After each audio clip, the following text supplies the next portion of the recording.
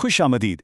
अच्छा, कभी सोचा है कि पाकिस्तान में एक सूबा ऐसा भी है जहां आपको कदीम तारीख भी मिले, बुलंदो बाला पहाड़ भी और बिल्कुल मुनफरिद किस्म की रिवायतें भी?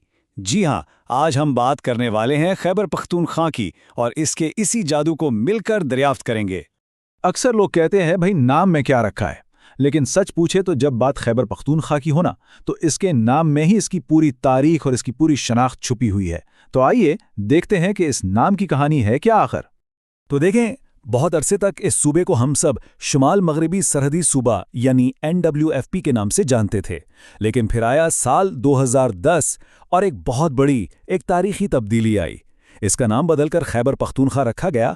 और ये सिर्फ एक नाम की तब्दीली नहीं थी, ये दरअसल यहाँ के लोगों की एक बहुत पुरानी ख्वाहिश की तकमील थी, उनकी सकाफती शनाख्त का एतराफ़ था।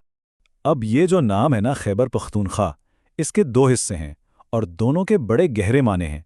पहला हिस्सा है खैबर।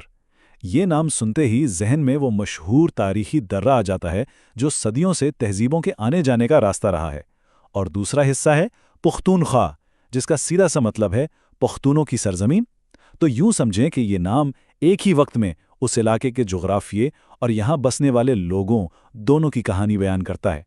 तो नाम की कहानी तो हमने जान ली, अब जरा इस सरजमीन को करीब से देखते हैं जिसका ये नाम है।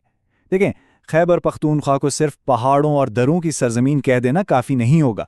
हकीकत तो ये है कि यहाँ का जुग्राफिया ही वो चीज़ है जिसने इसकी तारीख बनाई है और यहाँ के लोगों की तकदीर लिखी है। ज़रा इसके महले वकूअ पर नज़र डालें।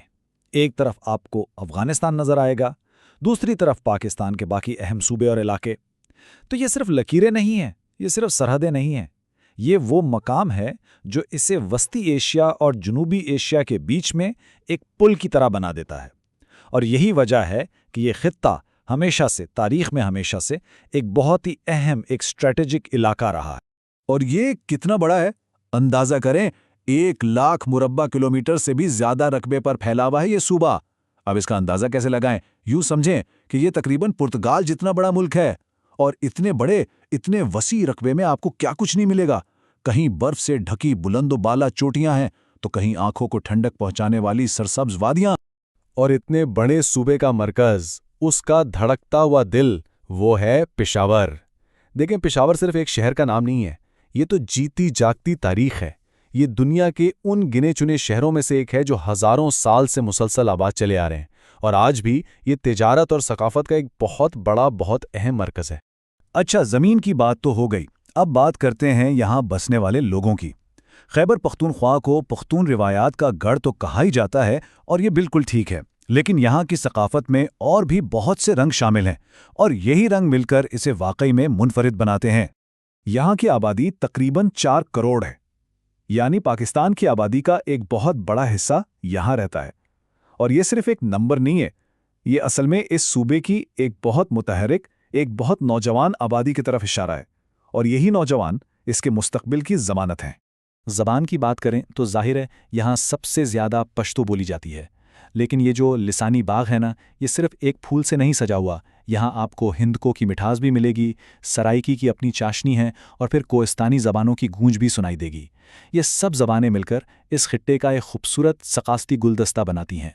अच्छा, यहाँ की सकाफत के कुछ बहुत अहम सतून हैं, जैसे पश्तनवली, ये एक तरह से उनका ज़ाब्ता हयात है।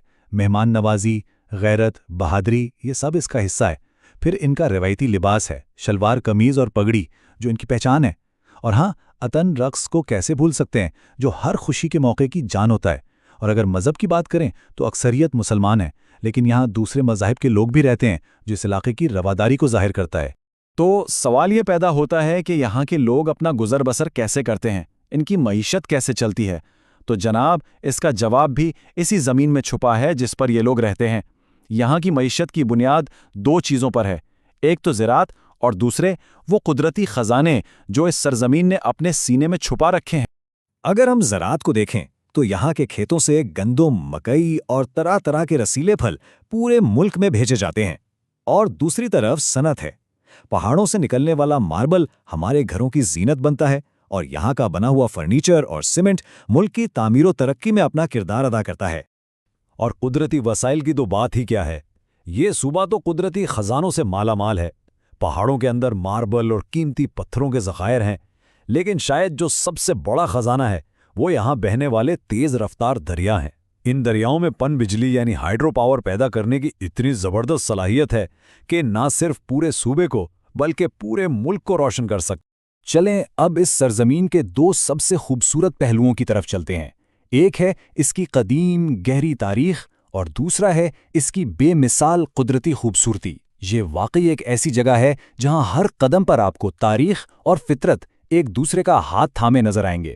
سیاحوں کے لیے تو یہاں جیسے ایک پوری دنیا آباد ہے۔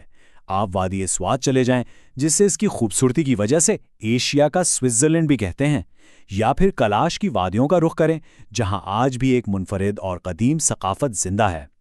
تاریخ میں دلچسپی ہے تو تخت باہی کے کھنڈرات آپ کو سیدھا بدھ مت کے دور میں لے جائیں گے، اور پشاور میں کھڑا بالا حصار کا قلعہ تو آج بھی اپنی شان سے تاریخ کی کہانیاں سنا رہا۔ تو اگر اس ساری گفتگو کو، اس پورے سفر کو ہمیں ایک جملے میں سمیٹنا ہو تو وہ کچھ یوں ہوگا کہ خیبر پختونخوا قدرتی حسن، ایک بہادر قوم، گہری ثقافتی روایات اور تاریخی اہمیت کا ایک خوبصورت امتزاج ہے، اور یہ الفاظ میرے خیال میں صوبے کی حقیقی روح کی بالکل صحیح عکاسی کرتے ہیں۔ تو ہم نے یہ تو دیکھ لیا کہ یہ سرزمین ایک طرف فطرت کا انمول تحفہ ہے تو دوسری طرف تاریخ کی امانت بھی ہے، لیکن یہاں ایک بڑا سوال پیدا ہوتا ہے۔ سوال یہ ہے کہ کیا یہاں کے لوگ اپنی تاریخ سے سیکھ کر اور اپنے قدرتی خزانوں کو سمجھداری سے استعمال کر کے ایک روشن مستقبل کی طرف بڑھ پائیں گے؟